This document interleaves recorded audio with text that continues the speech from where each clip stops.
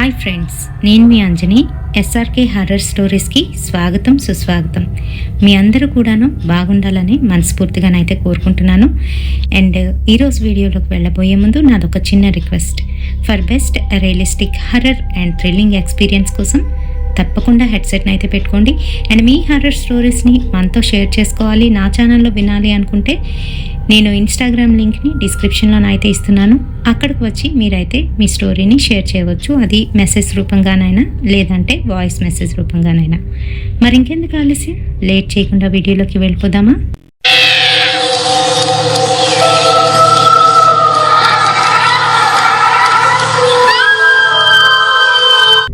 ఈరోజు మనం చెప్పుకోబోయే ఈ స్టోరీ 90స్లోదండి.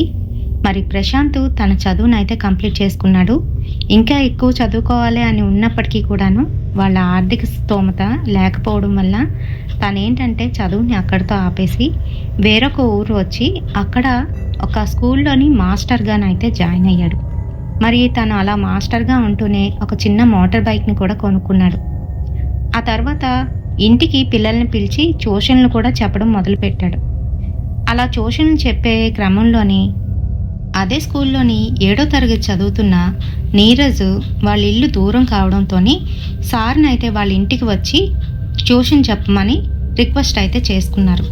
మరి సార్ దానికోసం ఎక్స్ట్రా కూడా ఛార్జ్ చేస్తూ ఉండేవారు. 600 అయితే తీసుకుంటూ ఉండేవాడు. వాళ్ళ ఇల్లు తను ఉంటున్న ఏరియా నుంచి కొంచెం దూరంలోనైతే ఉంటుంది, అంటే సిటీకి అవుట్ సైడ్లోనైతే ఉంటుంది. సో తను ఏంటంటే వీక్లీ థ్రైసే కాబట్టి అక్కడికి వెళ్ళి ట్యూషన్ చెప్పి వచ్చేస్తూ ఉండేవాడు. మరి అది కూడాను సాయంత్రం సమయాల్లోని తన ట్యూషన్ అయిపోయిన తర్వాత, అంటే 6 గంటలకల్లా ట్యూషన్ అయిపోయిన వెంటనే తను బయలుదేరి వాళ్ళ ఇంటికి వెళ్ళి చెప్పుకొని వచ్చేసరికి 7:30, 8 అయితే అయిపోతూ ఉండేది. మరి తనకున్న ఆ సెకండ్ హ్యాండ్ బైక్ మీద వెళ్ళి రావడానికి చాలా టైం అయితే పట్టేస్తుంది, ఇంకా పెట్రోల్ ఖర్చు కూడా ఎక్కువ అవుతుందని మరొక షార్ట్ కట్ ఏరియాలో నుంచి వస్తూ ఉండేవాడు. వెళ్ళేటప్పుడు హైవే మీద నుంచి వెళ్ళి ఆ షార్ట్ కట్లో వచ్చేస్తూ ఉండేవాడు. మరొక రోజు నీరజ్ తన పుట్టినరోజు కావడంతో సార్ని అయితే వాళ్ళ ఇంటికి ఇన్వైట్ చేస్తున్నాడు. వాళ్ళ అమ్మ కూడాను సార్ని అయితే ప్రత్యేకంగా పిలిచింది. అంతేకాదు కేక్ కటింగు, డిన్నర్ కూడా అక్కడే అని చెప్తున్నారు. సార్, ఎప్పుడులా కాకుండా మీరు కొంచెం తొందరగా రావాలి అని నీరజ్ అంటే, ఎన్ని గంటలకి రమ్మంటావేంటి అని అన్నాడు. మీరు 6 o'clock కల్లా రండి సార్, మీకోసమే ఎదురు చూస్తూ ఉంటాను, కేక్ కటింగ్ కూడా చేయను అని చెప్తూ ఉంటే, లేదురా అలా కుదరదు, కానీ నేను ట్యూషన్స్ చెప్పుకొని ఎప్పట్లానే వస్తాను, నువ్వు కేక్ కటింగ్ చేసేయి, ఆ తర్వాత అయితే నేను వచ్చి ప్రొసీడ్ అవుతాను, ఏమీ అనుకోవద్దు, మీ మదర్తో కూడా చెప్పేసేయి అని అంటున్నాడు. సరే సార్ అయితే అంటూ తనైతే క్లాస్కి వెళ్ళిపోయాడు. ఇంకా రోజు ఈవినింగ్ క్లాస్ పిల్లలందరూ రావడంతో ట్యూషన్ అయితే చెప్పేశాడు. గబగబా తను రెడీ అయ్యి సెంట్ కొట్టుకొని నీరజ్ వాళ్ళ ఇంటికి అయితే బయలుదేరిపోయాడు. మరి ఎప్పట్లానే తన హైవే రోడ్ మీదే వెళ్తూ ఉన్నాడు. ఇంటికి చేరుకున్న తర్వాత అక్కడ కేక్తో సహా అన్నీ కూడా ఇంట్లోనే వాళ్ళ అమ్మ అయితే ప్రిపేర్ చేసి తిన కోసమే ఎదురు చూస్తున్నారు. వాళ్ళ చుట్టాల పిల్లలు, ఇరుగు పొరుగు పిల్లల్ని కూడా పిలిచాడు. మరి సార్ వెళ్ళేసరికి అందరూ కూడాను గౌరవంగా ఆయన్నైతే ఆహ్వానించారు. సార్కి ప్రత్యేకించి అన్నీ కూడా వెరైటీస్ అయితే ఇచ్చారు. ఇంకా అవంతా కూడా పూర్తి అయ్యేసరికి 9 అయితే అయిపోయింది. ఇంకా నేను వెళ్ళొస్తానండి, ఇప్పటికే లేట్ అయిపోయింది అని అంటూ ఉంటే, అయ్యో ఆగండి, డిన్నర్ చేసి వెళ్తురు అంటూ వాళ్ళమ్మ గబగబా కిచెన్లోకి వెళ్ళి ఒక ప్లేట్లో అన్నీ అరేంజ్ చేయబోతుంటే, వద్దండి వద్దు, ఏమనుకోకండి, నాకు కొంచెం బాక్స్ ఏదైనా కట్టేసారా, లేట్ అయిపోయింది అని అంటూ ఉంటే, సరేనండి అయితే అంటూ వెంటనే బాక్స్ అయితే కట్టేసి ఇచ్చేసింది. ఇంకా అది పట్టుకొని తనైతే రిటర్న్ ఇంటికి వెళ్ళిపోతున్నాడు. ఇంకా నైట్ టైము ఒంటరిగా తన బైక్ మీద హైవే మీద అయితే స్టార్ట్ అయ్యాడు. హైవే మీద నుంచి కొంచెం దూరం వెళ్ళిన తర్వాత షార్ట్ కట్ రూట్లోకి అయితే వెళ్ళవలసి ఉంటుంది. మరి వెళ్ళాలా వద్దా అని ఆలోచిస్తూ అలానే వెళ్తున్నాడు. అది నవంబర్ నెల కావడంతో తను వెళ్తూ ఉంటే బాగా చల్లగానైతే ఉంది. ఇంకా ప్రదేశం అంతా కూడాను ఎప్పట్లా కాకుండా నిర్మానుష్యంగాను, ఒక్క వెహికల్ కూడా కనిపించట్లేదు. అడపా తడపా హెవీ వెహికల్స్ అటు వెళ్తే కనిపించాలి కానీ లేకపోతే అవి కూడా లేదు. నిర్మానుష్యంగా చాలా చీకటిగానైతే ఉంది. ఆ సమయానికి తన మనసులో ఎటువంటి ఆలోచన అయితే లేదు. చలికి కొంచెంగా వణుకుతున్నాడు కానీ ఇంకా దేన్ని పట్టించుకోకుండా ముందుకైతే వెళ్ళిపోతున్నాడు. కొంచెం దూరం వెళ్ళాడో లేదో అక్కడ దూరంగా ఒక అమ్మాయి నించొని కనబడుతోంది. అది కూడాను ఎర్రటి చీరలో, చేతుల నిండా ఎర్రటి గాజులు, తల విరబూసుకొని చూడ్డానికి కొంచెం భయంగా ఉన్నప్పటికీ కూడాను ఎవరో ఒక అమ్మాయి ఏంటి ఈ సమయంలోని ఇక్కడుంది అని అనుకుంటున్నాడు. కానీ ఇంకా ఏ ఆలోచన లేకుండా ముందుకైతే వెళ్తున్నాడు. ఇంకొక 10 అడుగుల దూరంలో ఉంటాడు. ఆ సమయంలోని ఒక్క రెప్పపాటు కాలంలోని ఆ అమ్మాయి కనిపించకుండా మాయమైపోయింది. అంతే, చేతిలో ఉన్న బైకు ఎలా అదుపు తప్పిందో తప్పింది. వెంటనే దాన్ని బ్రేక్ వేస్తూ అదుపులోకి తీసుకొని అక్కడే ఆపేశాడు. ఒక్కసారిగా తనకి ఏమైందో అర్థం కాలేదు. అక్కడ దిగి చుట్టూ అంతా కూడా చూస్తూ తనకి చెమట పడుతుంటే చెమట తుడుచుకుంటూ ఒక్కసారిగా చుట్టూ అంతా కూడా చూసుకున్నాడు. ఒక్క పిట్ట మనిషి అయితే లేడు. ఎందుకో ఒళ్ళంతా కూడాను చెమటలు పట్టేసి భయంగా అనిపిస్తోంది. వెంటనే తను బైక్ ఎక్కి కూర్చొని మళ్ళీ స్టార్ట్ చేశాడు. ఈసారి బైకు ఎందుకో స్టార్ట్ అవ్వనంటుంది. మళ్ళీ స్టార్ట్ చేస్తే అప్పుడు కానీ బైక్ స్టార్ట్ అవ్వలేదు. అమ్మయ్య అనుకుంటూ ఇంకా ముందుకైతే వెళ్తున్నాడు. మరి అక్కడి నుంచి కొంచెం ముందుకు వెళ్ళాడో లేదో సడన్గా తన వెనకాతల నుంచి మరొక మనిషి దూసుకొని వెళ్తున్నాడు. ఒక కపుల్ అయితే వెళ్తున్నారు. బైక్ మీద వెళ్తున్న తను వాళ్ళనే చూస్తున్నాడు. వాళ్ళు తినకన్నా ముందైతే వెళ్ళిపోతున్నారు. వెనకాతల కూర్చున్న ఆమె ఎర్రటి చీర అయితే కట్టుకుంది. ఆమె కూడా ఇందాకలా తను ఏ విధంగానైతే రోడ్ మీద చూశాడో ఆ అమ్మాయి ఇలాగే కనిపిస్తోంది. ఇంకా వాళ్ళు వెనకాతలే ఫాలో అవుతున్నాడు. ఈలోగా తను అబ్జర్వ్ చేసింది ఏంటి అనంటే ఆమె చీర చెంగు ఏదైతే ఉందో అది బైక్ చక్రంలోకి అయితే వెళ్ళబోతుంది. ఇంకా వెంటనే తను ఫాస్ట్గా వచ్చి తన ముందుకు వచ్చి ఆపాడు. హలో సార్, మీ వైఫ్ అని పక్కకు తిరిగి చూసేసరికి అక్కడ ఎవరూ లేరు. ఏంటండి మీరెవరు, ఎందుకు ఆపుతున్నారు రాత్రిపూట అని అడుగుతున్నాడు అతను కోపంగా. అదేం లేదండి, మీ వెనకాతల ఒక ఆవిడ్ని చూసా ఇప్పుడే అని అంటున్నాడు. నా వెనకాతలు ఎవరున్నారు? నా వెనకాతలు ఎవరూ లేరు, నేనే సింగిల్గా వస్తున్నాను. మీరు ఎవరిని చూసి ఎవరు అనుకుంటున్నారో అంటూ తనైతే బైక్ తీసి మళ్ళీ స్టార్ట్ చేసి పక్క నుంచి అయితే వెళ్ళిపోయాడు. అంతే, తన ఒళ్ళంతా చెమటలు పట్టేస్తుంది. అమ్మో, అసలు ఇక్కడ ఏమవుతుంది? ఇప్పటిదాకా నేను తన వెనకాతలో ఒక ఆమెను చూశాను కదా, మరి సడన్గా ఆమె ఏమైంది అనుకుంటూ ఇంకా బైక్ స్టార్ట్ చేసుకొని అక్కడి నుంచి అయితే స్టార్ట్ అయిపోయాడు. ఫాస్ట్గానైతే వస్తున్నాడు. కానీ తను ఎంత ఫాస్ట్గా తీస్తున్నా కూడా ముందుకైతే వెళ్ళట్లేదు. చాలా స్లోగానైతే వెళ్తుంది బండి. ఇప్పుడు దీనికి ఏమైంది? అబ్బా, అనవసరంగా వచ్చాను అనుకుంటూ ఇంకా అయితే అలానే వెళ్తున్నాడు. ఇంకొంచెం దూరం వెళ్ళాడో లేదో తన బండికి ఏదో ప్రాబ్లం వచ్చినట్టు ఖర్ ఖర్ ఖర్ మన సౌండ్ వచ్చి బండి అయితే ఆగిపోయింది. ఓ పక్కకు తీసుకువెళ్ళి బండిని చెక్ చేస్తున్నాడు. చుట్టూ అంతా కూడా నిర్మానుష్యంగానే ఉంది. పైగా చీకటి కూడాను. అసలు ఏమీ కనిపించట్లేదు. తన దగ్గర టార్చ్ కూడా లేదు. అబ్బా, ఇటువంటి ప్రదేశంలో బండి ఆగిపోవడమా? ఎలారా దేవుడా, ఇక్కడి నుంచి ఎలా బయటపడతాను అంటూ బండిని లాక్కుంటూ అలానే ముందుకైతే 2 అడుగులు వేశాడో లేదో వెనకాతల నుంచి ఎవరో ఒక అమ్మాయి నవ్వుతున్నట్టుగానైతే వినిపించింది. అంతే, సడన్గా వెనక్కి తిరిగి చూశాడు. ఒక అమ్మాయి ఎర్రటి చీరలోనైతే కనిపిస్తుంది. కానీ ఇదివరకట్లో చూసిన అమ్మాయి అయితే కాదు. ఎక్కడికి వెళ్తున్నారండి ఈ రాత్రి సమయంలోని బండిని అలా లాక్కుంటూ అని అడుగుతోంది. అది బండి సడన్గా ఆగిపోయిందండి అని చెప్తూ తనకాసే అలా చూస్తున్నాడు. ఎందుకనంటే ఆ అమ్మాయి మరి చూడ్డానికి అంత అందంగానైతే ఉంది. పొడువాటి జుట్టు, తల్లోని మల్లెపూలు పెట్టుకొని ఆ వాసనతోని మైమర్పించేటట్టు కనిపిస్తోంది. ఇంక దగ్గరికి వచ్చి అసలు ఏమైందండి, నేనేమైనా సహాయం చేయనా అని అడుగుతోంది. అందమైన అమ్మాయి ఆ రాత్రి సమయంలోని అక్కడ ఎందుకుంది అని మనసులోని మెదులుతున్నప్పటికీ కూడాను మరో పక్క ఎవరో ఒకరు సహాయానికి ఉన్నారులే, కనీసం తోడున్నారు అని అనుకున్నాడు. ఏమండి, ఈ సమయంలో మీరేంటి ఇక్కడ అని అడుగుతున్నాడు. ఓ అదా, మాది ఇక్కడే దగ్గరలోనే ఒక చిన్న గ్రామం అండి. మా అక్కకి కొంచెం అనారోగ్యంగా ఉంటే ఊర్లోకి వెళ్ళానండి. ఇదిగో ఇప్పుడే ఒక అతన్ని లిఫ్ట్ అడిగి దిగి ఇలా వస్తున్నాను అని అంటుంది. ఆ మాటలు నమ్మశక్యంగానే అనిపించే కానీ అక్కడెవ్వరూ కనిపించలేదు. సరే, మీరు ఎక్కడికి వెళ్ళాలి అని అంటే ఇదిగో ఇక్కడే అంటూ తనెప్పుడు వచ్చే షార్ట్ కట్ రూట్ ఏదైతే ఉందో అటుపక్కే చూపిస్తుంది. ఓ, ఈ దారా? ఈ దారి నాకు బాగానే తెలిసే, నేను ఇటే వస్తూ ఉంటాను, కానీ ఎప్పుడు మీరు నాకు కనిపించలేదు అని అన్నాడు. దానికి ఆమె నవ్వుతూ, లేదండి, ఆ లోపలికైతే వెళ్ళాలి. మీరే చెప్పండి, ఈ సమయంలోని ఆ చీకటి లోపలికి ఒక్కలే వెళ్ళాలంటే ఎవరికైనా భయం వేస్తుంది కదా. అందుకనే ఎవరైనా అటుపక్క వెళ్ళేవాళ్ళుంటే వెళ్దామని చూస్తున్నా, ఈలోగా మీరు వస్తూ కనిపించారు అని చెప్పేసరికి ప్రశాంత్కి కూడా చాలా సంతోషం అనిపించింది. ఎందుకనంటే ఒకరికొకరు సాయపడుతూ ఆ లోపల నుంచి త్వరగా ఇంటికి వెళ్ళిపోవచ్చు అని అనుకున్నాడు.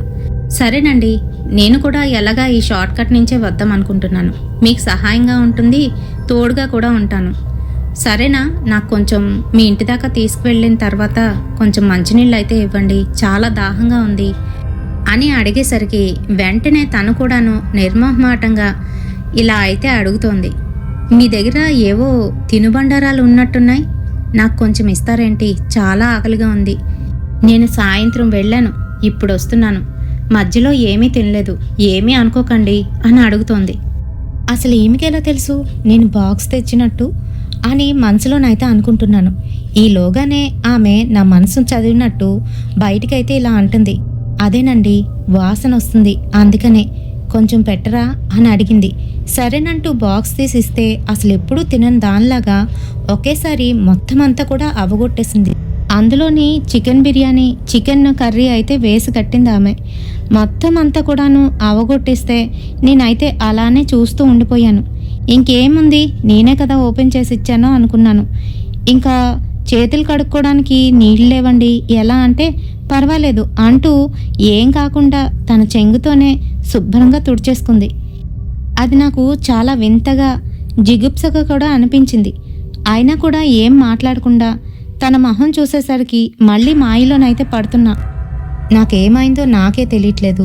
ఆమె అలా పక్కన నడుస్తూ ఉంటే ఆమెనే చూస్తూ ఏంటేంటో ఊహించేసుకుంటున్నాను. నా మనసు ఒక్కసారిగా చిత్తచాపల్యానికి గురయ్యింది. ఇంకా ఆ రోడ్ అంతా కూడాను గుబురుగాను పొదలు ఇంకా తుప్పలతోనైతే ఉంటుంది. ఆ రాత్రిపూట ఆ తుప్పల్లోకి ఆ దారంతా బైక్ మీద వెళ్ళడానికే చాలా భయంకరంగానైతే అనిపిస్తుంది. మరి అలాంటిది ఒకరికొకరు తోడున్నాంలే అని చెప్పి ఏం పర్వాలేదు అనుకొని ప్రశాంత్ అయితే తనతో పాటు వెళ్తున్నాడు. లోపలికి చాలాసేపు ఇద్దరు కూడాను ఏవేవో మాట్లాడుకుంటూ వెళ్తున్నారు. తన అందాన్ని చూస్తూ ఉంటే మైమరిపిస్తోంది. ప్రశాంత్కి తనని చూస్తూ ఉంటే తన కళ్ళని మరల్చుకోలేకపోతున్నాడు. అంతలాగా అట్రాక్టివ్గానైతే కనిపిస్తుంది. ఆమెని అలానే చూస్తూ ఏవేవో మాట్లాడిస్తున్నాడు. తన విషయాలన్నీ కూడా తనకు చెప్పేస్తున్నాడు. ఇంకా కొంచెం ముందుకు వెళ్ళిన తర్వాత ఇలా అయితే అడుగుతుంది. మీకు స్నేహితులు ఎవరైనా ఉన్నారా అని అడిగింది. లేరండి, ఎవరూ లేరు. అమ్మ వాళ్ళు ఊర్లో ఉంటారు, నేను ఇక్కడికి వచ్చి ఉద్యోగం అయితే చేస్తున్నాను, ట్యూషన్స్ కూడా చెప్తాను, బాగానే సంపాదిస్తున్నాను అని తన విషయాలన్నీ చెప్తున్నాడు. చాలా దూరం వచ్చేసాం, ఇంకెంతసేపు? మీ ఇల్లు ఎక్కడా అని అడుగుతూ ఉంటే ఇదిగో ఇదిగో ఒక్క 5 నిమిషాలు, దగ్గరకు వచ్చేసాం, అంత కంగారైతే ఎలా అండి అని అంటుంది. సరేనంటూ తన మాటల్లో పడి అలానే వెళ్ళాడు. కొంచెం దూరం వెళ్ళేసరికి దూరంగానూ ఒక ఇల్లు అయితే కనబడుతుంది. ఎప్పటినుంచో ఆ ఇంట్లోని ఎవరు నివాసం ఉన్నట్టుగానైతే కనిపించట్లేదు. ఒక పెంకుటిల్లు అన్నమాట. అది కూడాను అక్కడక్కడ పగిలిపోయి ఇరిగిపోయి అయితే కనిపిస్తుంది. మరి అది చూడగానే నాకు అర్థమైపోయింది వాళ్ళ దీనస్థితి.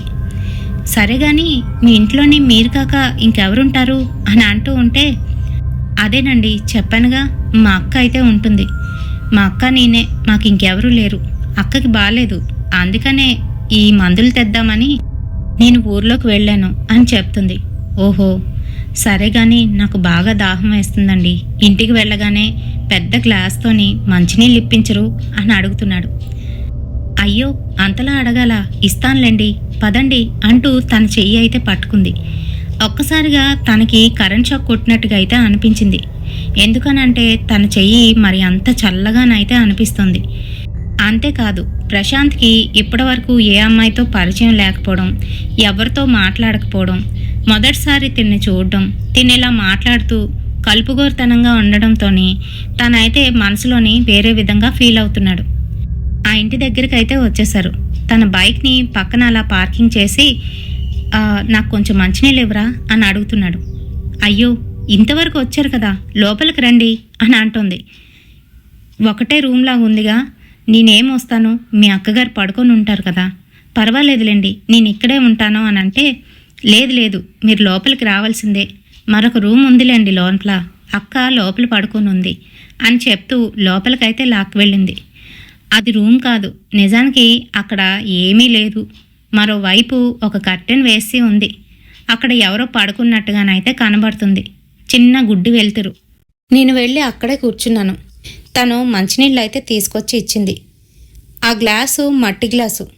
నేను తాగుదామని నోటి దగ్గర పెట్టుకునేసరికి నాకేదో బాగా దుర్వాసన అయితే కొడుతుంది. ఏంటని పరీక్షగా చూసేసరికి అందులోనున్నవి నీళ్లు కాదు, రక్తం. వెంటనే నేను ఆ గ్లాస్ని అయితే ఎత్తేసాను. గట్టిగా అరుస్తున్నాను. ఈలోగా అక్కడ పడుకున్న ఆమె లేచి కూర్చుంది. నా కాసి చూస్తూ నవ్వుతోంది. ఆమె ఎవరో కాదు, నేను ఇందాకలా రోడ్డు మీద చూసిన ఆమె, కనిపించకుండా మాయమైపోయింది కదా ఆమె అంటూ భయపడుతూ ఇంకా ఆ ఇంట్లో నుంచి అయితే బయటికైతే వచ్చేసాను. ఆగండి, మంచినీళ్ళు అడిగి అలా వదిలేసి వెళ్ళిపోతారే, ఆగండి ఆగండి అంటూ నాతో వచ్చిన అమ్మాయి అయితే అంటుంది. ఇంకా నాకు భయం వేసి నా బండినైతే అక్కడే వదిలేసి పరుగు లంకించుకున్నాను.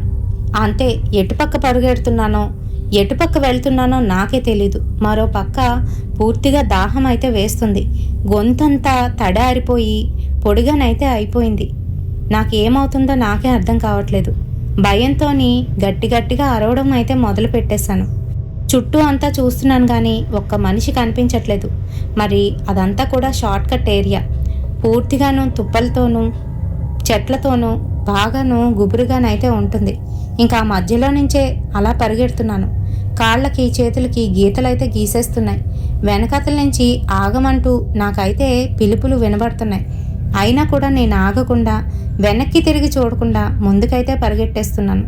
అలా ఎంత దూరం పరిగెట్టానో నాకే తెలియదు. అలుపు వచ్చేస్తుంది, ఆగట్లేదు. ముందుకైతే వచ్చేసాను. కొంచెం ముందుకు వచ్చేసరికి అక్కడ రోడ్డు అయితే కనిపిస్తుంది.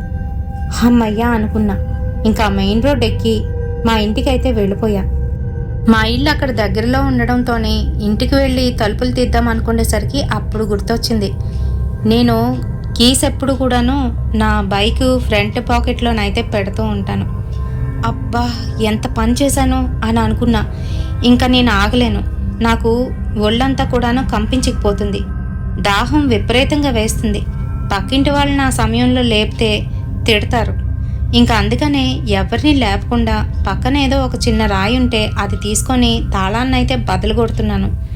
ఆ శబ్దానికి పక్కింటామె లేచి ఏమైంది ఈ సమయంలో అంటూ ప్రశాంత్ అని పిలిచింది. అంతే కంపించకపోతూ ఆంటీ ఆంటీ అంటున్నాను. ఏమైంది ప్రశాంత్, తాళం బదులు కొడుతున్నావు? తాళం కనిపించట్లేదా ఏంటి? ఎక్కడికి వెళ్ళిపోయావు? ఇంత రాత్రప్పుడు వస్తున్నావే అని అడుగుతోంది. ఆమె అడుగుతుంది కానీ నాకు మటుకు ఒళ్ళంతా వణికిపోతుంది. ఆంటీ ఏమనుకోవద్దు, కొంచెం మంచినీళ్ళు ఇవ్వరా అని దీనంగా అడిగేసరికి ఆమె వెంటనే లోపలికి వెళ్ళి మంచినీళ్ళు అయితే తీసుకొచ్చి ఇచ్చింది. గడగడ తాగేసా. ఆంటీ ఇంకొంచెం కావాలి అని అంటున్నా. సరే సరే ఏమైంది, ఏంటి విషయం, ఉండు అంకుల్ గారిని పిలుస్తా అంటూ లోపలికి వెళ్ళబోతుంటే వద్దంటీ వద్దు, పర్వాలేదు, నాకు మంచినీళ్ళు ఇవ్వండి అని అన్నా. కానీ ఆమె చాలా మంచిది. వెంటనే అంకుల్ని కూడా లేపి బయటికైతే తీసుకొచ్చింది. అంకుల్ నన్ను ఇలా అడుగుతున్నారు.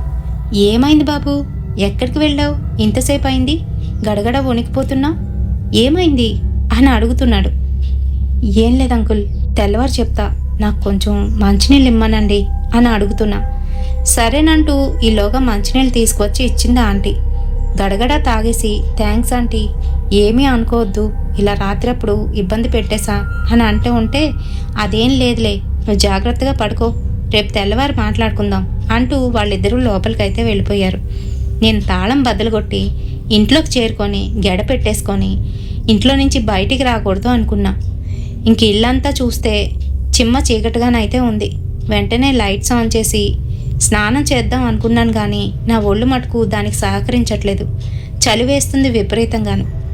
ఏమవుతుంది అసలు నాకు అనుకుంటూ ఎక్కడున్నానో అక్కడే అలా కిందన కూర్చుండిపోయి పడుకుండిపోయా. కొంతసేపు అయ్యేసరికి నా గుండెల మీద ఎవరో ఎక్కి కూర్చొని, దాహం అన్నావు, మంచినీళ్ళు తాగవా, ఇదిగో మంచినీళ్ళు అంటూ నా మీద రక్తాన్ని అయితే వంపుతున్నారు. అది ఆ స్మెల్ మళ్ళీ నాకు ముక్కుకి తగిలేసరికి టక్కున లేచి కూర్చున్నాను. చూస్తే అక్కడ ఎవరూ లేరు. నా గుండెల మటుకు బాగా నొప్పిగా నడితే అనిపిస్తుంది. ఇంకా నాకు అర్థమైపోయింది, ఇదెవరో నా వెనకాతలే పడింది అని అనుకున్నా. భయంతోనే అలా ఓ పక్కకు తిరిగి పడుకున్నా. మరి ఎప్పుడు పడుకున్నానో ఎప్పుడు లేచానో నాకే తెలీదు. కళ్ళిప్పి చూసేసరికి 10:30 అయితే అవుతుంది. నా ఒళ్ళంతా కూడా నొప్పులుగానైతే ఉంది. పైకి లేచి కూర్చోలేకపోతున్నాను. నిద్ర వచ్చేస్తుంది. పైగా టైం చూస్తే 10 అయితే అవుతుంది. అమ్మో, స్కూల్కి వెళ్ళాలి అని అప్పుడే గుర్తుకు వచ్చింది. పైగా నా బైక్ గురించి కూడా గుర్తు వచ్చింది. వెంటనే అలానే మెల్లగా లేచి పక్కింటి మెకానిక్ని పిలిచి నా బైక్ పలానా చోట వదిలేశాను, ఇదిగో కీసు, వెంటనే తెచ్చేవా అని చెప్తూ తనకైతే కొంచెం డబ్బులు ఇచ్చి పంపించాను. ఇంకా నాకైతే అర్థమైపోయింది, పూర్తిగాను జ్వరం అయితే వచ్చేసింది. మెల్లగా లేచి పక్కనే ఉన్న మెడికల్ షాప్కి అయితే వెళ్ళాను. మందులు తీసుకొని మందులు అయితే వేసుకొని కాస్త స్థిమితించాక ఏదో వండుకొని తినేసి నా బైక్ ఎప్పుడు తీసుకువస్తాడా అని చూస్తున్నాను. ఈలోగా ఆ అబ్బాయి వచ్చి నా బైక్ అయితే ఇచ్చేశాడు. నేనేదో అడుగుదాం అనుకునే లోపే ఆ అబ్బాయి అయితే వెళ్ళిపోయాడు. సర్లే, బైక్ వచ్చింది కదా అని చెప్పి నేను మెల్లగా స్కూల్కి అయితే బయలుదేరాను. ఇంకా స్కూల్కి వెళ్ళి వాళ్ళకైతే ఈ రకంగా చెప్తున్నాను, ఏమీ అనుకోవద్దండి, మార్నింగ్ అంతా నాకు కొంచెం బాగాలేదు, అందుకనే రాలేకపోయాను అంటూ సార్తో చెప్పాను. అయ్యో, ఎందుకు వచ్చావు, ఎవరి చేతైనా కబురు పంపిస్తే సరిపోతుంది కదా.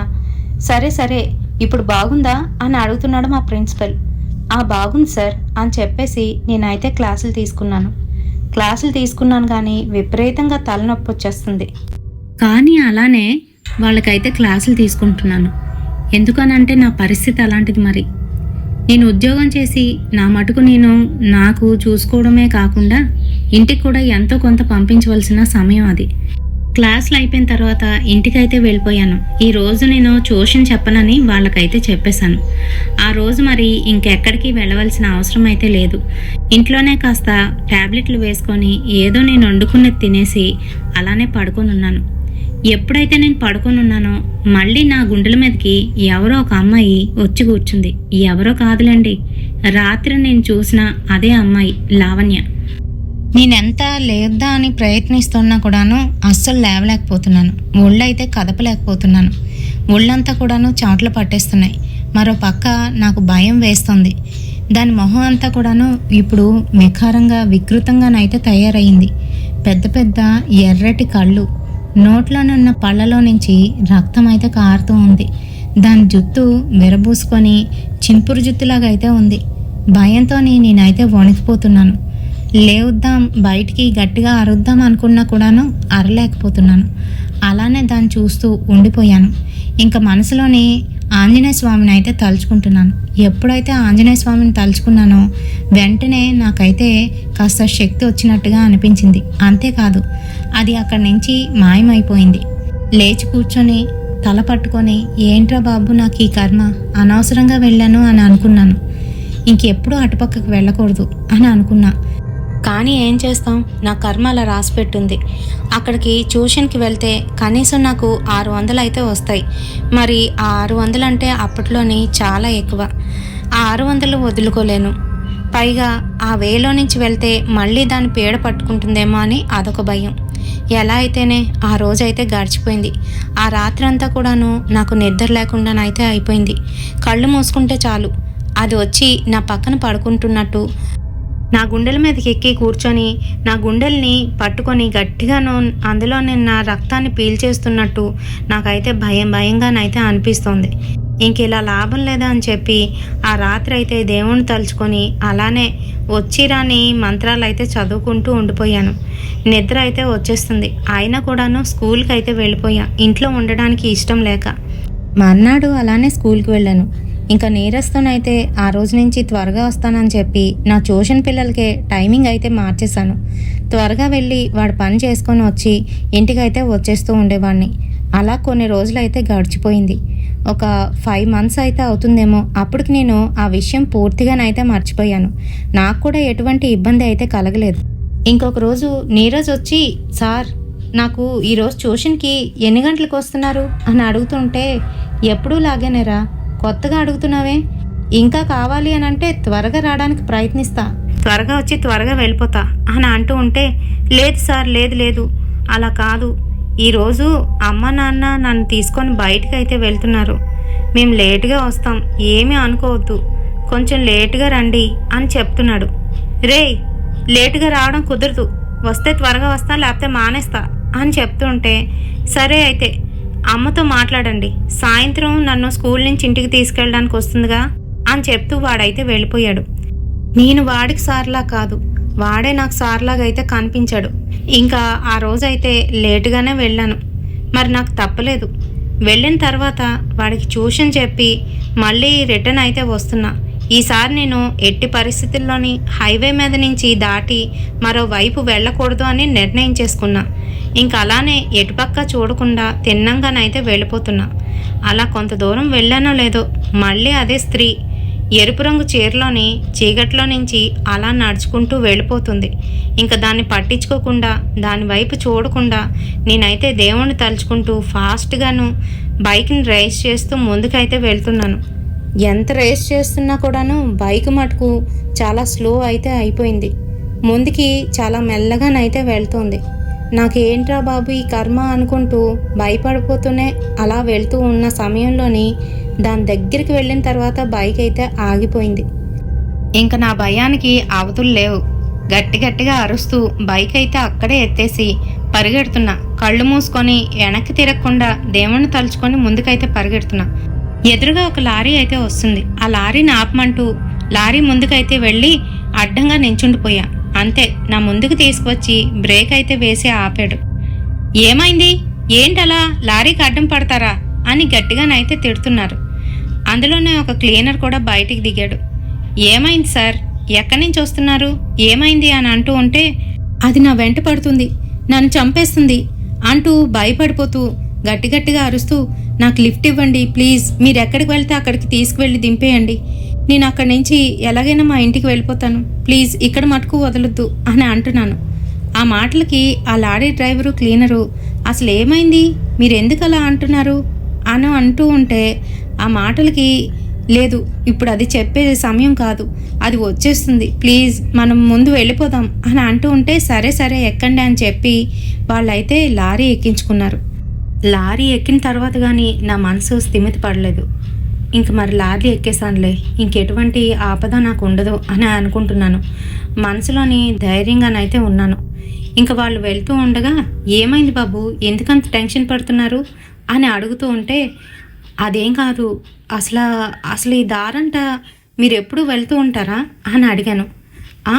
ఎప్పుడు ఇటే వెళ్తూ ఉంటాం అని అంటే, మరి మీకు ఈ దారి గురించి ఏమైనా తెలుసా అని అడిగేశాను. ఆ మాటలకి, మీకు ఎర్ర చీర కట్టుకొని ఎవరైనా కనిపించారా అని అడిగాడు ఆ లారీ డ్రైవర్. అంతే, నాకైతే చేతులు కాళ్ళు వణుకొచ్చేస్తూ, అది మీకెలా తెలుసు? అవును నిజమే, నాకు కనిపించింది, వెంటాడుతుంది, నాకు నిద్ర లేదు అని భయపడిపోతూ చెప్తున్నాను. ఆ మాటలకి లారీ డ్రైవరు ఇలా అంటున్నాడు. అక్క చెల్లెలు వాళ్ళిద్దరూను రాత్రి అయిందంటే ఈ హైవే మీద తిరుగుతూ ఉంటారు. అందుకనే పెద్ద పెద్ద వెహికల్స్ తప్ప చిన్న వెహికల్స్ ఏవి కూడా రావు. రాత్రి అయితే బైకులు స్కూటర్లు ఇటుపక్క అయితే రానే రావు, అది ఒంటరిగా అసలు రారు. మీరెందుకు ఇటుపక్క ఒంటరిగా వచ్చారు అని అడుగుతున్నాడు. ఆ మాటలకి, లేదు, నేను ఎప్పుడూ కొంచెం వేలుంటుండగానే వెళ్ళిపోయేవాడిని, కానీ ఇదిగో ట్యూషన్ వలన లేటుగా రావడం అయ్యింది, అంతే, ఇదిగో నా వెనకాతలు ఇది పడుతుంది, వీటిని ఎలా వదిలించుకోవాలి, మీకేమైనా తెలిస్తే చెప్పండి అని అడుగుతూ ఉంటే వాళ్ళు మటుకు ఏమీ మాట్లాడట్లేదు. ఈలోగా సడన్ బ్రేక్ వేసి ఆపేశాడు ఆ లారీ డ్రైవరు. ఎదురుగా చూస్తే అదే స్త్రీ నించొని కనిపించింది. అంతే, నాకు కాళ్ళు చేతులు వణికిపోతున్నాయి. లారీ డ్రైవరు క్లీనరు కామ్గా కిందకైతే దిగిపోయారు. అది చూస్తున్న నాకు ఏమీ అర్థం కావట్లేదు. గట్టిగా అరిచేస్తున్నాను, మీకేమైనా పిచ్చి పట్టిందా, అదే దెయ్యం, లారీ స్టార్ట్ చేయండి, దిగిపోతారేంటి అని గట్టిగా అరుస్తున్నాను. లారీ తలుపులు అయితే వేసేసుకున్నాను. ఇంకా ఆ లారీలోనే కూర్చొని అలానే చూస్తున్నాను. అంతే, ఇద్దరూ ఒకరి తర్వాత ఒకరు దాని ముందుకైతే వెళ్ళి నించున్నారు. ముందు ఆ లారీ డ్రైవర్ని గట్టిగా వాడి తల తిప్పేసి వాడికి మెడ అయితే కొరికేసింది. అంతే, అది చూస్తున్న నాకు భయం వేసి ఇంకిక్కడ ఒక్క నిమిషం కూడా ఉండకూడదని వెంటనే లారీ అయితే దిగిపోయాను. ఇంకా వెనక్కి పరిగెడుతున్నాను. అక్కడ నా బైకు అలానే ఉంది. అది స్టార్ట్ చేసి చూద్దామని మళ్ళీ జోబులో ఉన్న తాళాన్ని తీసి స్టార్ట్ చేసి చూశాను. ఈసారి నా బైకు స్టార్ట్ అయిపోయింది. వెంటనే బైక్ వేసుకొని మళ్ళీ రిటర్న్ అయితే తిరిగి ఆ అబ్బాయి ఉన్న వాళ్ళ ఇంటి వైపు అయితే వెళ్తున్నాను. ఇంకా నాకు ఏం చెప్పాలో అర్థం కావట్లేదు. అనవసరంగా వచ్చాను, ఇంక ఎప్పుడు ఈ దారంట రాకూడదు అని ముందుకైతే వెళ్ళిపోతున్నాను. కొంచెం దూరం వెళ్ళానో లేదో మళ్ళీ ఏదో ట్రబుల్ వచ్చి బైక్ అయితే ఆగిపోయింది. ఈరోజు నాకు చావు తథ్యం అని మనసులోనైతే అనుకున్నాను. ఇంకా బైక్ని మళ్ళీ అలానే అక్కడే రోడ్డు మీద వదిలేసి ముందుకైతే పరిగెడుతున్నాను. ఎదురుగుంట ఒక కారు అయితే వస్తుంది. లిఫ్ట్ ప్లీజ్, లిఫ్ట్ ప్లీజ్ అంటూ ఆ కారు ముందుకైతే అడ్డంగా వెళ్ళి ఆగిపోయాను. కారులో నుంచి ఒక అతను దిగి, ఏమైంది, కారు ముందు ఇలా అడ్డం పడ్డం ఏంటి, అసలు మీకు బుద్ధుందా, రాత్రిపూట ఏంటి ఇది అని అడుగుతున్నాడు. సార్ ఏమీ అనుకోవద్దు సార్, నేను టీచర్ని సార్, ప్లీజ్ అర్థం చేసుకోండి, నాకు లిఫ్ట్ ఇవ్వండి అని అంటూ ఉంటే, సరే సరే అంటూ ఎక్కి కూర్చోమన్నాడు. నేను కూడాను ఎక్కి కూర్చున్నాను. ఇప్పుడైతే కొంచెం ధైర్యం వచ్చింది. కానీ ఆ దారంటూ వెళ్తే మళ్ళీ ఏమవుతుందో అని, సార్ ఈ దారంటూ వద్దు సార్, వేరే దారి ఏదైనా ఉంటే అని అంటే, హైవే కాకుండా ఇంకే దారులు ఉంటే చెప్పు, అయినా నిన్ను చూస్తూ ఉంటే టీచర్లా కనిపించట్లేదు, నువ్వేమైనా దొంగవా, ఏదైనా దోచుకోవాలి అనుకుంటే ముందే చెప్పేస్తున్నా, నా దగ్గర రివాల్వర్ ఉంది అని అంటున్నాడు. సార్ మీరు బెదిరించినా కూడా నేను ఒకటే చెప్తున్నాను, నేను భయంతో ఉన్నాను సార్. అక్కడ అక్కడ అనేసరికి, ఏ ఆ ఎర్ర చీర కట్టుకున్న దెయ్యాన్ని చూసావా అని అన్నాడు. అంతే, గతుక్కు మనిపోయి నేనైతే వెంటనే కారు దిగడానికి ప్రయత్నిస్తూ ఉంటే కారు లాక్ అయిపోయింది. ఆ డోర్లు ఓపెన్ అవ్వట్లేదు. నేను గట్టిగా అరుస్తున్నాను. పక్కనున్న అతను అలానే నన్ను చూస్తూ నవ్వుతున్నాడు. ఏంటి మరీ అంత భయపడిపోతున్నావు, నా కార్ డోర్సు అంత ఈజీగా రావు అంటూ తన కీని అయితే ఓపెన్ చేశాడు. అంతే, డోర్స్ అన్నీ ఓపెన్ అయ్యాయి. తను దిగి వెళ్ళిపోతూ ఉంటే, ఏయ్ ఎక్కడికి, ఆగు, భయపడకు, అవి మళ్ళీ నిన్నే వెంటాడుతూ వస్తూ ఉంటాయి అని చెప్తూ తన డాష్ బోర్డ్లో నుంచి ఒక సింధూరాన్ని అయితే తీసి నాకు ఇచ్చాడు. అది పెట్టుకో అని చెప్తున్నాడు. నాకు అప్పుడు కానీ కొంచెంగా మనస్సు స్థిమిత పడలేదు. వెంటనే ఆ సింధూరాన్ని తీసుకొని నుదుటిని అయితే పెట్టుకున్నాను. సార్ మీరు దెయ్యం కాదు కదా అని భయంతో అడుగుతూ ఉంటే ఆయన నవ్వుతూ, నేను దెయ్యాన్ని అయితే సింధూరాన్ని ఎందుకు ఇస్తానయ్యా, నువ్వెంతకీ టీచర్వేనా, ఎలా టీచరు అయిపోయావు అని వెటకారాలు అయితే ఆడుతున్నాడు. సార్ ప్లీజ్ సార్, ఇక్కడి నుంచి త్వరగా వెళ్ళిపోవాలి సార్, ఇక్కడ ఉండకూడదు, ప్రమాదం అని చెప్తూ ఉంటే, ఆగవయ్యా ఆగు, కంగారు పడుకు, నేనున్నాను కదా, నీకేం కాదు అని చెప్తూ తనైతే కార్ని డ్రైవ్ చేస్తూ ముందుకైతే వెళ్తున్నాడు. నాకైతే కాళ్ళు చేతులు వణికిపోతున్నాయి. మళ్ళీ అదే ప్రదేశానికి తీసుకువెళ్తున్నాడు. ఈసారి అదేం చేస్తుందో, ఈసారి నన్ను కూడా చంపేస్తుందేమో అని భయపడిపోతున్నాను. కానీ ఎటువంటి ఇబ్బంది లేకుండా అక్కడి నుంచి అయితే కొంచెం ముందుకు వెళ్ళాం. ఇంకా వెనక్కి చూడబోతుంటే, ఏంటి చూస్తున్నావు, వెనక్కి చూడకు, ముందుకే చూడు అని చెప్తున్నాడు అతను కోపంగా. సరేనని ముందుకే చూస్తూ, ఇంతకీ మీరు ఎవరు సార్, ఈ దెయ్యాల గురించి మీకు ఎలా తెలుసు అని అడుగుతున్నా. ఆ మాటలకి అతనైతే ఇలా చెప్తున్నాడు. నేనెప్పుడూ ఈ దారంటే వెళ్ళేవాడిని. ఒకసారి నీలానే ఈ అక్క చెల్లెళ్ళకి దొరికిపోయాను. ఆ తర్వాత నా పాటలు ఆ దేవుడికే తెలుసులే. అయితే వీళ్ళెవరు ఏంటి అనేది మటుకు నాకు బాగా తెలుసు. అదేంటంటే పాపం ఏదో పల్లెటూరు నుంచి ఇద్దరు కూడాను పొట్టబోసుకోవడానికి ఈ ఊరికైతే వచ్చారంట. మరి రాత్రిపూట ఒకరోజు ఆ పెద్ద ఆమెకి బాగోపోతే వాళ్ళ చెల్లి మందులు తీసుకురావడానికని బయటికి వచ్చిన ఆమెని ఎవరో ఇద్దరు లారీ డ్రైవరు క్లీనరు కలిపి బలాత్కారం చేశారంట. అంతేకాకుండా అతి దారుణంగా అమ్మాయిని చంపేసి పాతి పెట్టేశారని ఇక్కడ వాళ్ళు చెప్పుకుంటూ ఉంటారు. ఆ తర్వాత వాళ్ళ అక్క కూడాను అనారోగ్యం పాలయ్యి ఆమె కూడా చనిపోవడం అనేది జరిగిందంట. మరి దానివల్లనేమో వాళ్ళిద్దరూ రాత్రి అయితే ఈ హైవే మీద తిరుగుతూ ఉంటారని, ఎవరైనా సింగిల్గా వచ్చినా లేదా అంటే లారీల మీద వచ్చిన వాళ్ళని ఇబ్బంది పెడుతూ ఉంటారని ఇక్కడ వాళ్ళు చెప్పుకుంటూ ఉంటారు. అలానే ఒకసారి నేను సింగిల్గా వచ్చినప్పుడు నాకు కూడా ఇది జరిగింది. ఆ తర్వాతే నేను వీళ్ళ నుంచి కాపాడుకోవడానికి సింధూరం అలాగే ఇదిగో అంటూ ఆంజనేయ స్వామి చిన్న లోహ ప్రతిమను అయితే చూపించాడు. అంతే, నాకైతే పూర్తిగా ధైర్యం వచ్చింది. ఇంకా ఆయనతోని ఇలా అయితే చెప్తున్నాను. ఎందుకనంటే ఇందాక నేను వచ్చిన స్పాట్కి అయితే వచ్చేసాం. అక్కడ లారీ అయితే కనిపించట్లేదు సార్. నన్ను ఒక లారీ డ్రైవరు క్లీనరు ఎక్కించుకున్నారు సార్. అదే మీకు ఇందాకలు చెప్పాను కదా, వాళ్ళు ఇక్కడే ఆపారు సార్. లారీ కనిపించట్లేదు అని అంటే, అది ఎందుకు కనిపిస్తుంది అయ్యా? ఇందాక నేను చెప్పానుగా, ఆ అమ్మాయిని చంపిన వాళ్ళు వాళ్ళే. ఆ తర్వాత ఆ అమ్మాయి చంపిన వాళ్ళలోని వీళ్ళు కూడా ఉన్నారు. కాకపోతే వీళ్ళ మటుకు ప్రతిరోజు చస్తూనే ఉంటారు ఆ అమ్మాయి చేతిలో. అలానే అది నువ్వు చూసావు అని చెప్పాడు. అంతే, నాకైతే దిమ్మ తిరిగిపోయింది. ఇంకా దగ్గరికి అయితే వచ్చేసాం. సార్, నా బైక్ అయితే అక్కడ ఉండిపోయింది అని అంటూ ఉంటే, బైక్ ముఖ్యమా ప్రాణాలు ముఖ్యమా? ఇంకా నువ్వు ప్రాణాలతో బయటపడ్డావంటే నీ అదృష్టం. ఇంటికి వెళ్ళాక కూడాను అవి నిన్ను వెంటాడుతున్నట్టే అనిపిస్తుంది. వాటి గురించి ఎక్కువ ఆలోచించుకు, తెలుసుకోవాలని అస్సలు ప్రయత్నించుకు, సరేనా అంటూ నాకు మా ఇంటి దగ్గర అయితే డ్రాప్ చేసి అతను అయితే వెళ్ళిపోయాడు. అప్పటికే చాలా లేట్ అయితే అయిపోయింది. నేను జాగ్రత్తగా ఇంట్లోకి వెళ్ళి తలుపులు అయితే వేసేసుకున్నాను. దేవుడికి దండం పెట్టుకుంటూ అప్పుడప్పుడు ఆ సమయంలోని అది రాత్రి అని కూడా చూడకుండా దీపం అయితే వెలిగించుకున్నాను. ఇంకంతే, ఇల్లంతా కూడాను ఏదో ప్రశాంతంగా అయితే అనిపించింది. ధూపం వేసేసరికి మా ఇంట్లో ఉన్న చెడు శక్తి, చెడు గాలులు కూడా బయటికి పోయాయి అనిపించింది. దేని గురించి ఆలోచించకుండా బుక్ తీసి చదవడం అయితే మొదలుపెట్టాను.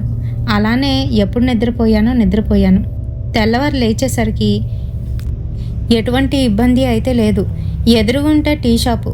వెళ్ళి టీ తాగుతూ పేపర్ చదవడం నాకు బాగా అలవాటు. అలానే పేపర్ తీసి చదువుతున్న సమయంలోని ఆ రోజు నేను ఎవరినైతే బైక్ మీద సింగిల్గా వెళ్తున్న ఒక అబ్బాయిని చూశాను కదా, ఆ అబ్బాయి ఫోటో అయితే కనిపిస్తుంది. కింద నెల రాసింది. 5 నెలల క్రితం ఈ అబ్బాయి ఒంటరిగాను ఆ హైవే మీదకి వెళ్తూ ఉండగా అకస్మాత్తుగా ఏమైందో తెలియదు కానీ మాయమైపోయినట్టు, ఆ తర్వాత ఇప్పుడిప్పుడే ఆ అబ్బాయి బాడీ ఆ అడవిలోని దొరికినట్టు, అనుమానాస్పదంగాను చనిపోయినట్టు ఆ పేపర్లోనైతే రాశారు. అంతే, నాకైతే గుండె జల్లు మనిపోయింది. ఆ ప్రదేశంలోని ఆ రోజు నేను అలా చనిపోయి ఉండవలసింది. వీడి బలైపోయాడు, అయ్యో అనుకున్నాను. ఇంకా దాని గురించి ఎక్కువ ఆలోచించకుండా ఆ పేపర్ని అయితే అక్కడే పడేశాను. తర్వాత మా అమ్మగారు మా నాన్నగారు ఇంటికి వచ్చి నా పరిస్థితి చూసి నాకు అస్సలు బాగోపోవడంతో నన్ను అయితే ఒక తాంత్రికుడి దగ్గరికి అయితే తీసుకువెళ్లారు. ఆయన నన్ను క్షుణ్ణంగా పరీక్షించి నాకైతే ఒక తావీజు కట్టించారు. ఆ తర్వాత నుంచి నాకు ఎటువంటి ఇబ్బంది లేదు. అయితే ఇది బెంగళూరులోనే జరిగిన ఒక రియల్ ఇన్సిడెంట్ అండి. మీ ముందుకైతే తీసుకొచ్చాను. మరి నచ్చితే తప్పకుండా ఒక లైక్ అయితే వేయండి. మన ఛానల్ని కొత్తగా చూస్తున్న వాళ్ళు ఎవరైతే ఉన్నారో కంటెంట్ నచ్చితే తప్పకుండా ఒక లైక్ వేసి సబ్స్క్రైబ్ చేసుకోవడం అసలు మర్చిపోద్దు. అలాగే మీ ఫ్రెండ్స్ అండ్ ఫ్యామిలీ మెంబర్స్తోని తప్పకుండా షేర్ చేయండి. అండ్ మన సబ్స్క్రైబర్స్కి, ముఖ్యంగాను నా ఛానల్ని ఇష్టపడుతున్న వాళ్ళందరికీ, నాకు రెగ్యులర్గా కామెంట్ పెడుతున్న వాళ్ళకి ప్లీజ్ అదేంటి అని అంటే, మీ వాట్సాప్ స్టేటస్లో కానీ లేదంటే వాట్సాప్ గ్రూప్స్లో కానీ తప్పకుండా మన ఛానల్ లింక్ని అయితే ఇవ్వండి. సో దట్ వాళ్ళు కూడా చూస్తారు, నచ్చిన వాళ్ళు. అండ్ మీ అందరి ఆదరాభిమానాలు ఇలానే ఎప్పుడు నాతో ఉండాలని మనస్ఫూర్తిగానైతే కోరుకుంటున్నాను. రేపటి వీడియోతోని మళ్ళీ కలుద్దాం. Until then bye.